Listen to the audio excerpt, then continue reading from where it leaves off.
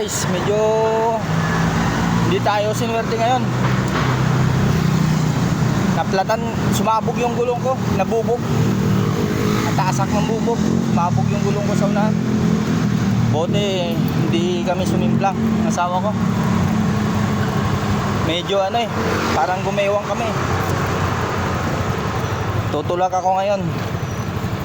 Oras ngayon, nasa alas 10 na.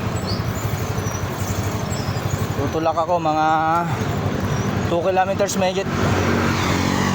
Medyo malayo pero basic lang sa akin to. Hindi lang naman sa base nangyari sa akin to eh.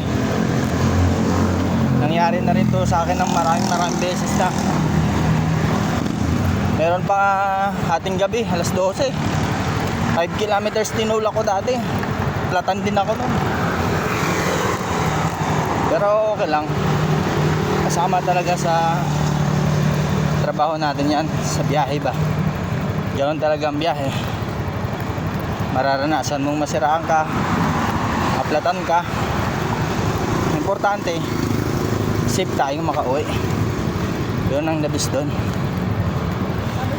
Kahit medyo hingal guys, kaya. Kasi sanay naman tayo dyan eh.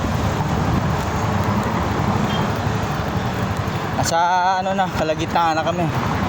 Mga 1 kilometro na lang. Plano ko pa naman palit ng gulong.